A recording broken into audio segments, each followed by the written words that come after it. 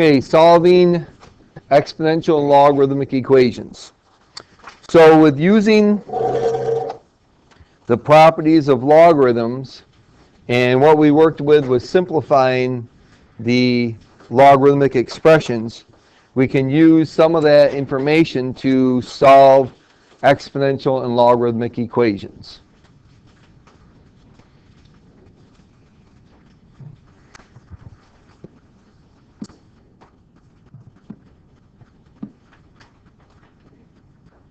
Okay, so first of all, we want to look at exponential equations. And if we possibly can, we would like to make the bases the same, because if I can make the bases the same, then the exponents have to be equal.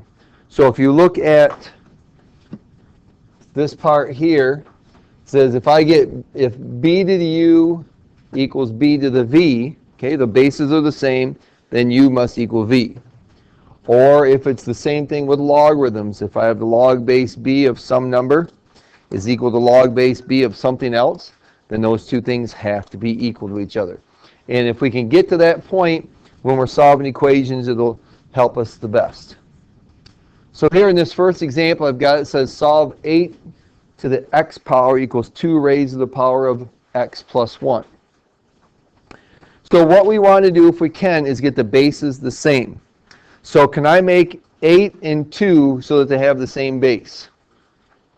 In other words, can I rewrite 8 as 2 to some power and then I have 2, or can I rewrite 2 as 8 to some power?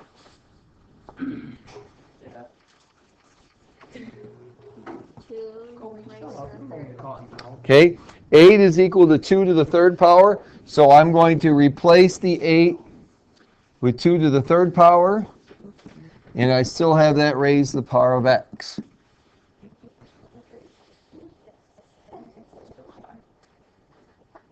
So we have 2 raised to the power of 3x equals 2 raised to the power of x plus 1. So once I get the bases the same, then the exponents are going to be equal to each other.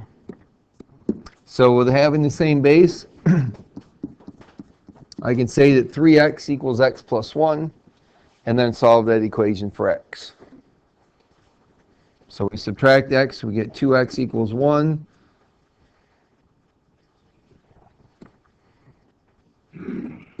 So then x equals 1/2.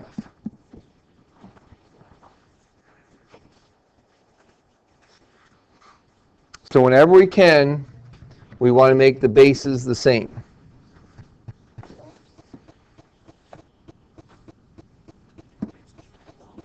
And then we should always check our answer. So here we have a very similar question. 9 raised to the power of x equals 3 raised to the power of x minus 1. So can I change one of those so that the bases are the same?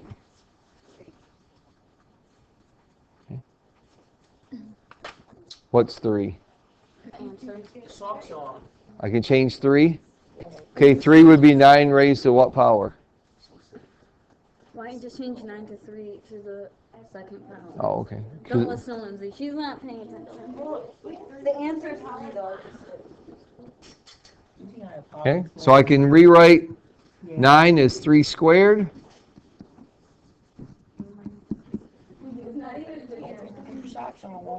So we get 3 to the 2x is equal to 3 to the x minus 1.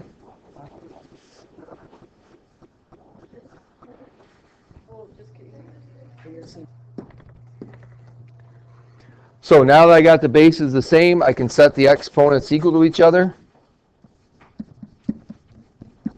So 2x is going to be equal to x minus 1. So if I subtract x from each side, then we get x equals -1. Okay.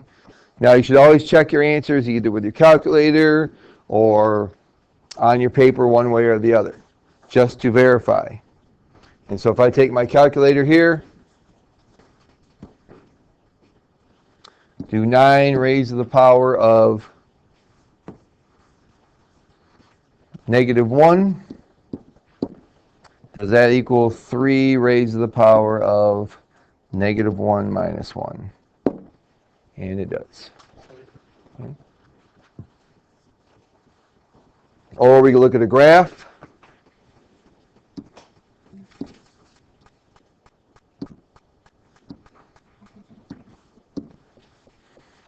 Nine raised to the power of x, and 3 raised to the power of x minus 1.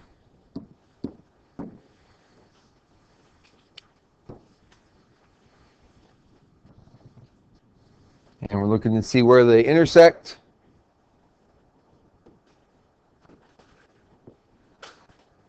Okay, there's 9 raised to the power of x, and 3 raised to the power of x minus 1. Well, they're almost right on top of each other, but there's a spot there where they do intersect. So I can find the intersection point to verify my answer, and we get that they intersect at x equals negative 1. So make sure you're checking your answers. And if you can't find it, you can always find it with a graph. Okay. So whenever you can, make the bases the same. Now, what if I can't make the bases the same? All right. If I can't make the bases the same, then I'm going to take the logarithm of both sides.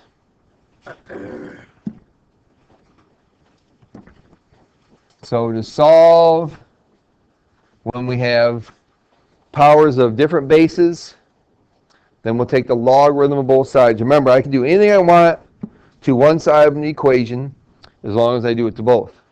So here we have a problem, 6 raised to the power of x is equal to 3.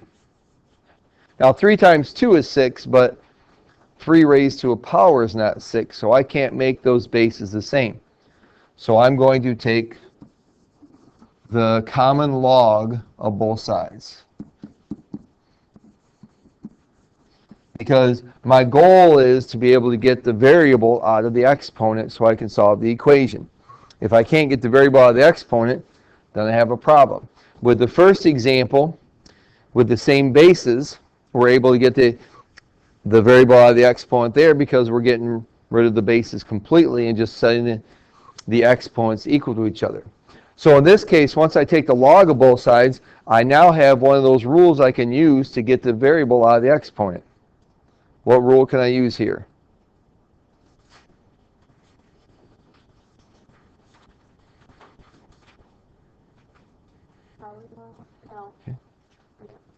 Okay, the power law or the power rule allows me to take the x here, which is the exponent, and move it to the front. So this becomes x log of 6 equals the log of 3. Well, now all I'm doing is multiplying. So to get rid of the log of 6, I'm just going to divide by it.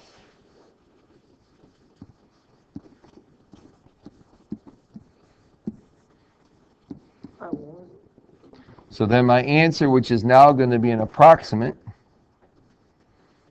I can find by just typing that into my calculator.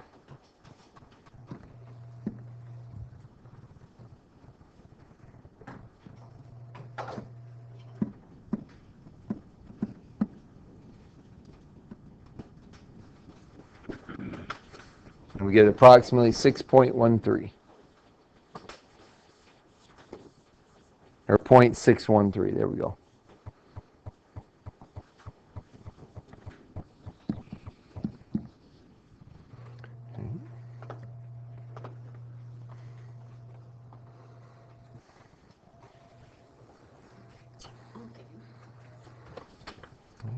So that example isn't, that one's not too bad, taking the log of both sides. So here we have another example.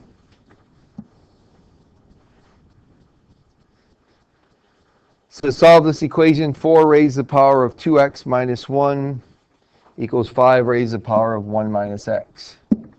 So I can't make those bases the same. There's no way I can write 4 as 5 to some power or 5 as 4 to some power. So I have to take the logarithm of both sides.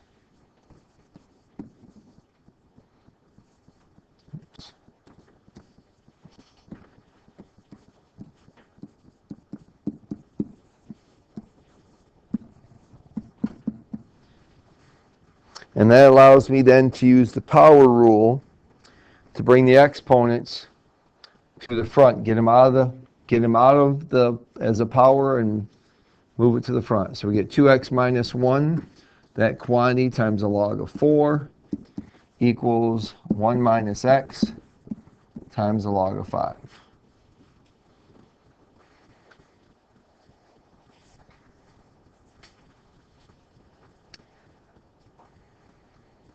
Now from this point you actually can do this two different ways. You could change the logarithms to a decimal before you distribute them, or you could leave them as they are. My suggestion to you would be to change them to a decimal, okay, and then work from there because you're more familiar with those numbers. But we'll look at this two different ways. Okay. So what is the log of 4 to 3 decimal places?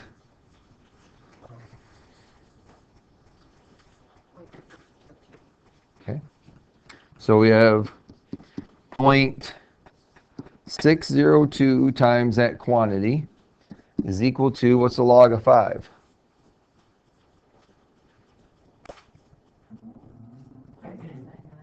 Okay. 0.699 times quantity 1 minus x. So this gives me actual numbers to work with instead of just using the logarithms, which for some of you that you'll like that better. So we get 1.204x minus 0.602 equals 0.699 minus 0.699x. So I just use the distributive property there.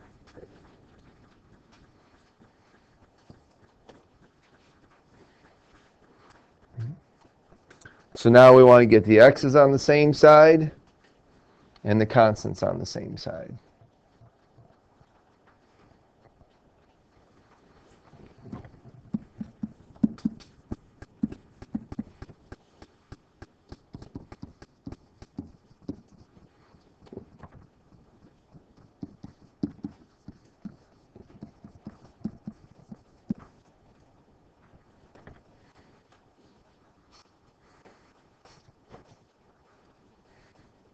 So we at 1 point. Are you getting the 1.204 to the negative 0.699x instead of 0.699x to the Can I go the other direction? I brought the x's over to the left-hand side and moving the constants over to the right-hand side.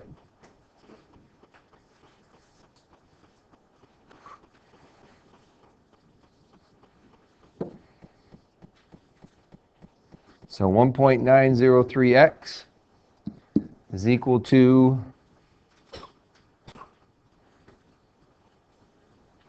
1.301. And then I just divide.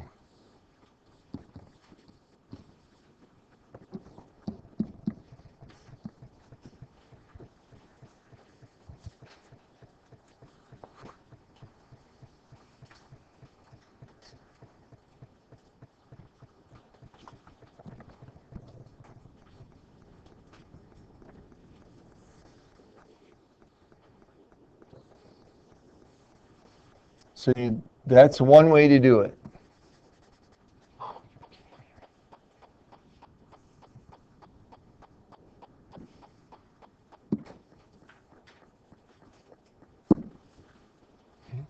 Now the other thing you could do is if you don't want to work with decimals, then when we go from this line here, then we could just distribute the log of 4 instead of change it to a decimal, and the log of 5. And so if I did that, we would end up with 2 log, erase, hold on. If I do that, then I'll have 2x log of 4 minus the log of 4 equals log of 5 minus x log 5. Okay, that's if I keep those. So after I do this way, you can say, okay, which one of those do you prefer? If you like one better than the other, then use it. Okay? So in the same way then, we're going to get our x's on the same side and get the constants on the same side then. So I'm going to add x log 5 to both sides. All right, so let's do this separately in this case. So that means I have 2x log of 4 plus x log of 5 minus the log of 4 equals the log of 5. And we could do them at the same time too. All right, most of you probably can. So all I did is get the x's on the same side. Now I need to get the things without the x on the same side. So I need to add log of 4.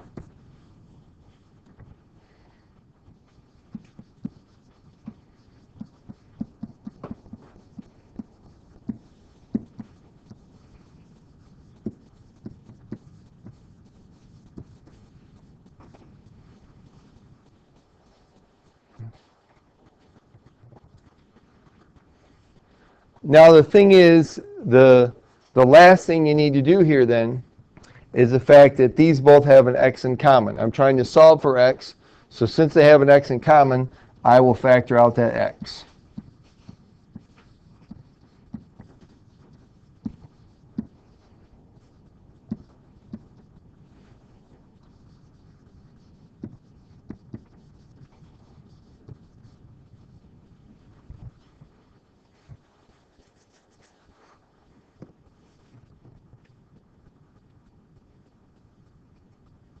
And then all I need to do is divide again.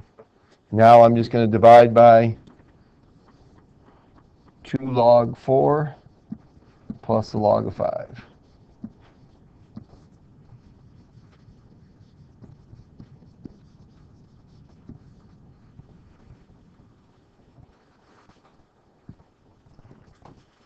So if I use my calculator, let's go back here. We had 1.301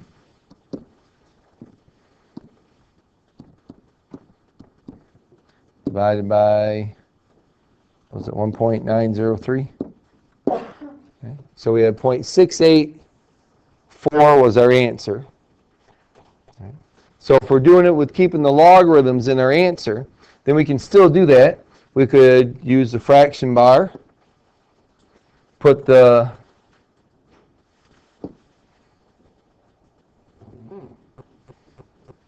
log of 5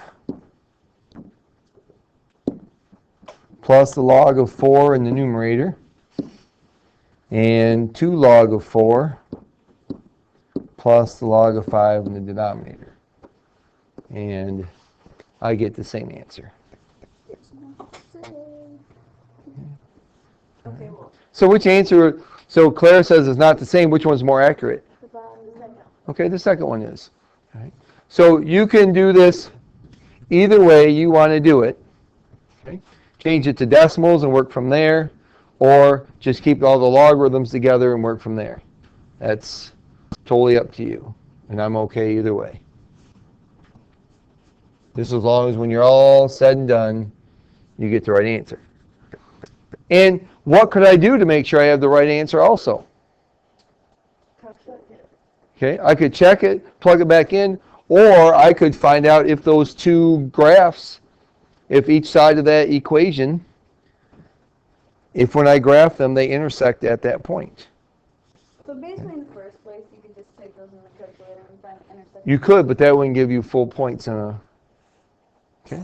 So how many would you get out of? 3 out of 5. No, I missed the clock. I'm sure you will, Cody, because you wouldn't want to go for the full. Just gotta say. Yeah, I'm gonna grab it. Okay. All right. That's why I would never understand why we can't use calculator.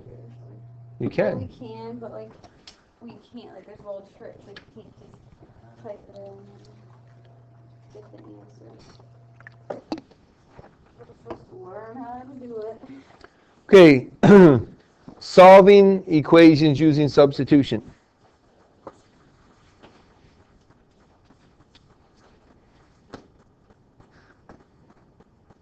Now, one thing to remind you is that when we've solved equations in the past,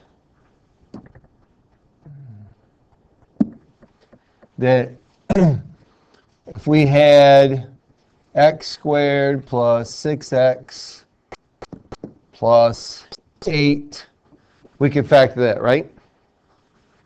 Okay, in factoring that, we would get x plus 2 and x plus 4, correct?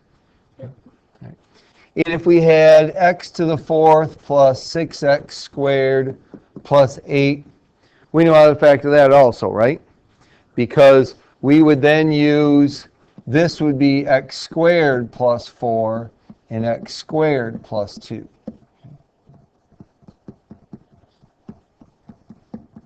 So the key to this is in our factoring that this here is actually, when I'm trying to factor a trinomial, that thing there is my first term, okay, or the variable I'm using when I'm factoring it. So we're going to look at some here where we're actually using e raised to a power is going to be our variable, and then we're actually going to have to do some solving from there. And so this first one I'm going to do this two different ways. First of all, I'm going to do it using substitution. In other words, I'm going to rewrite it, and I'm going to let u equal e to the x to make it so it looks simpler. So in other words, I'm going to change this to 2u squared minus 9u plus 4. And then when I'm done, I can change u back to e to the x. All right? Just using some substitution to help make this easier for me. Now, not all of you will need to use the substitution to do it. Okay? You might be able to see it without it, and we're going to talk about that also.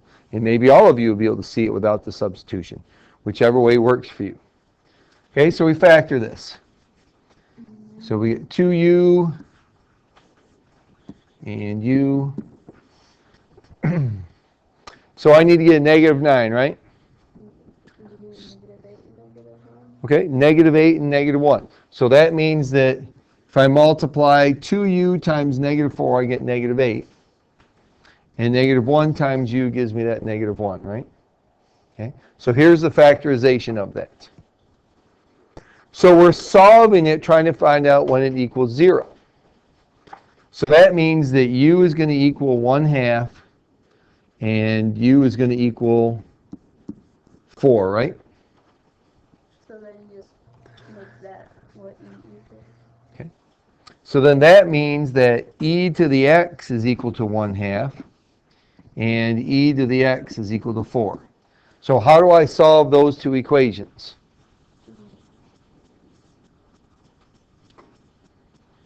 And here's the easy way, okay? E to the x is the inverse of the natural logarithm, okay? So to find the value of x then, x just equals the natural log of those numbers. The natural log of 1/2 and the natural log of 4. Because if I take the natural log of both sides, okay, because we're using e, we want to use natural log. If I take the natural log of both sides, well, the natural log of e is 1. Okay. And so I just end up with x equals natural log of 1/2, x equals the natural log of 4.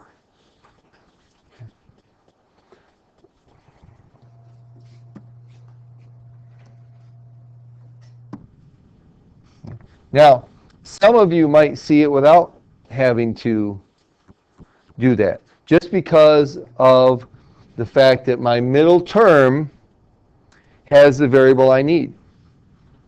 So in this case then, I've got 2e to the x, and e to the x are going to be my first terms. Okay.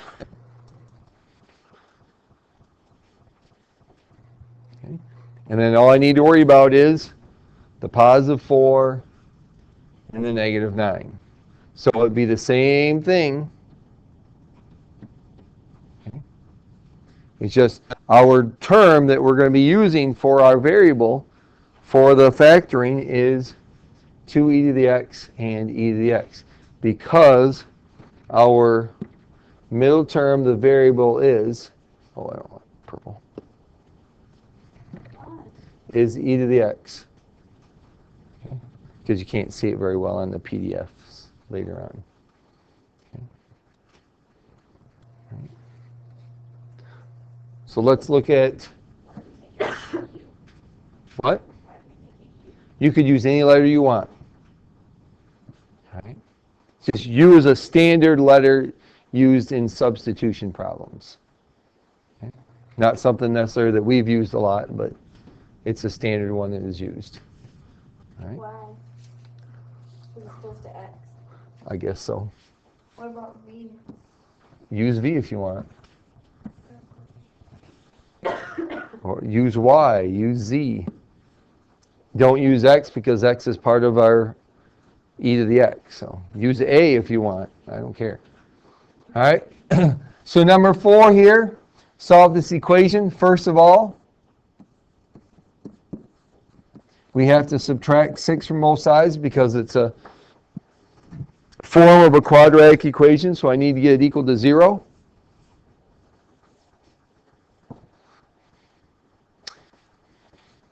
And if you need to use u, and we would replace e to the x with u, we would have u squared minus u minus 6 equals 0. Okay. So what are the factors of negative 6 that add up to negative 1? Negative 3. Okay. So this is u minus 3 times u plus 2 equals 0. And if you want now, you could switch them even. Okay? Use u here, and then, well, u is equal to what? E to the x. Okay? It's always equal to this middle term then. So I could say e to the x equals 3, or e to the x equals negative 2.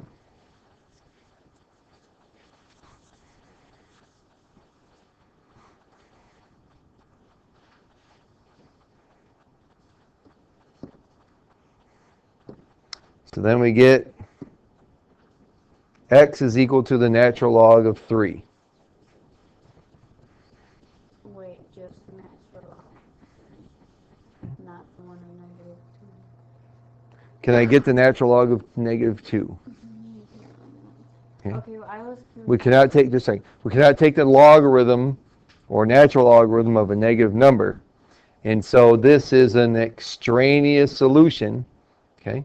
E to the x equals negative 2 is extraneous, so my only answer is the natural log of 3. Okay? Yes, Clara?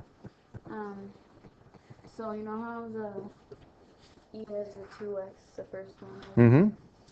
So you don't have to do anything with that after you factor, you just go back to E of x. Right. You don't divide it. Whatever the middle term is, because this is this thing squared. Okay, so if the E was E to the 4x and then minus E to the 2x, then you would divide the 3 by the 2 and then you get the natural log of 3. Yes. You don't want to know.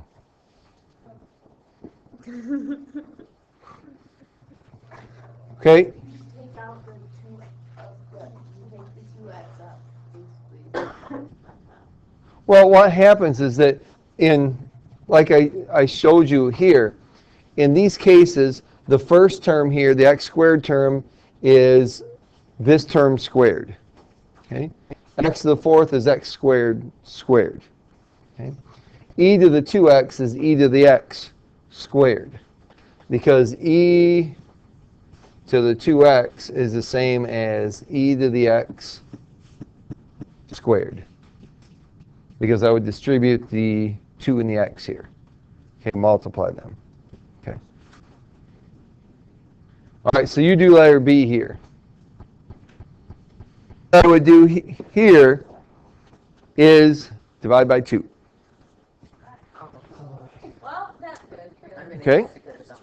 Now, that's not going to change anything of how you did it necessarily, but it'll help me a little bit because then I'm using smaller numbers at least. So we've got 4e to the 2x plus 4e to the x minus 3 equals 0. So when I factor this then,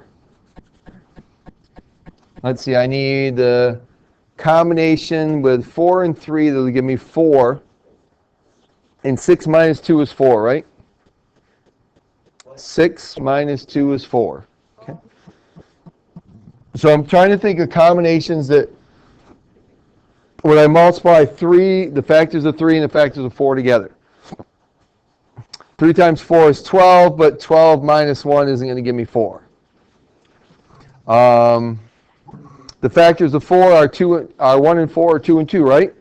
2 times 3 is 6, and 6 minus 2 is 4. So this would be 2e to the x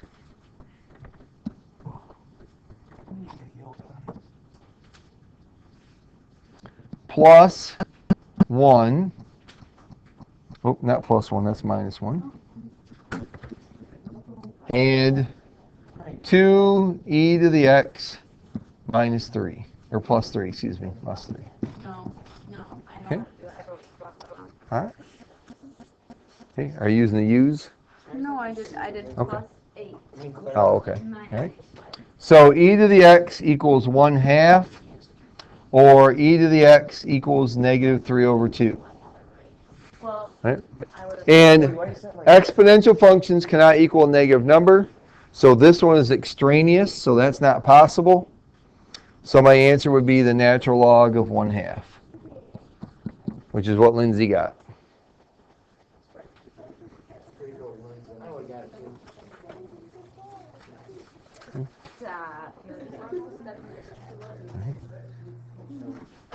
So whether you use substitution, substitute a u in there and do it, or whether you use the e to the x's, it's up to you.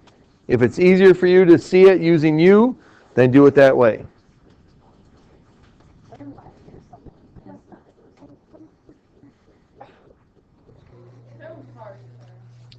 Oh, they want me to do that. Nope. All right, so we have one more to look at today. This application of exponential equations. I know it says day 2, but I think that's one we're doing today. You know, Mr. Coffee, I think that's there for a reason. So, tomorrow. Yeah, it's definitely day 1. It's definitely 105. Definitely day 0. Okay, when a living organism dies, its carbon-14 decays. The half-life of carbon-14 is 5,730 years. So the amount of carbon-14 remaining at time t is given by that formula, where P is the mass of the carbon-14 that was present initially. The function m can be used to determine the age of a fossil and some relics. So they actually use this formula to figure out how old some things are. It is determined that a mummy has lost 32% of its original carbon-14. Question is, when did they die?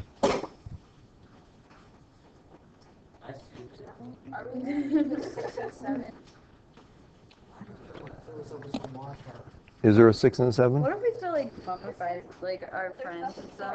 Right. When my friends have this example, can I go fill this up with water? Okay, so This exam. Example. if we're trying to find out when the person died, we're trying to find the value of t. So that means we must know M and P then.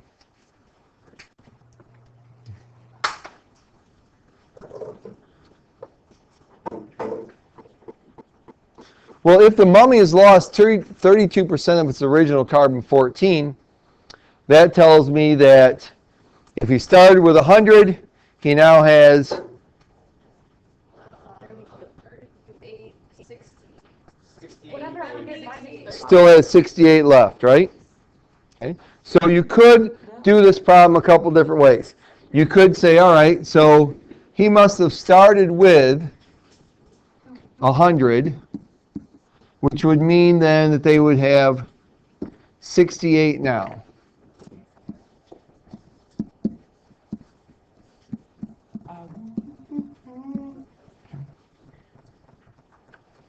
But I could write this in any form I want so that I have this situation to where there's 32% left. Okay? If 100, started with 100, I have 68 left. If I started with 1, I would have 0.68 left, right? Yeah. Okay. So if I did this, it would probably make things easier for me. Because then I wouldn't have to divide by 100 to start with. Okay? You could do it this way. Right? But you have to get rid of this number. The value of P has to be gone. Because now what do I have? I have an exponential equation with different bases, so I'm going to take the log of both sides.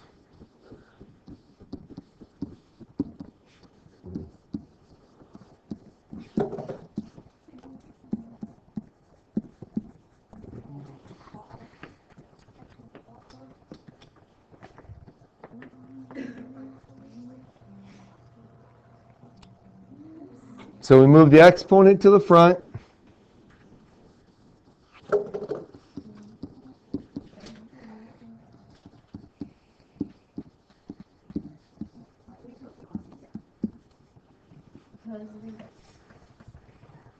That's the only way we can get the variable out of the exponent, by using the power rule.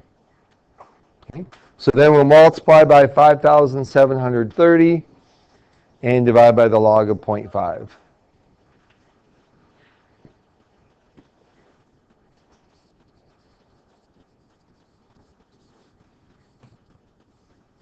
Okay, so why do people decide to put the t or the variable over whatever, not like the, what's it called, a pi number? Exponent? Exponent. Why do you decide to put that there when they can just put it right there and save us a whole step? It makes no sense. Well, the reason is because there are problems where they will start with a certain value for P and know the time, and they're trying to find M. So.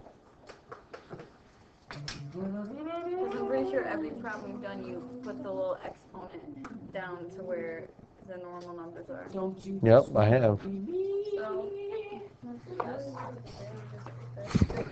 That's how Lauren at work. Embarrassing.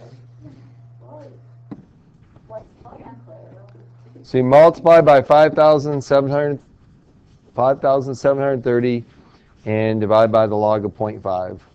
Or you could even use natural log. You can use the common log or the natural log. It doesn't matter. It is up to you. But either way, you should find out that this person or that mummy is about 3,188 years old. That is old. Almost as old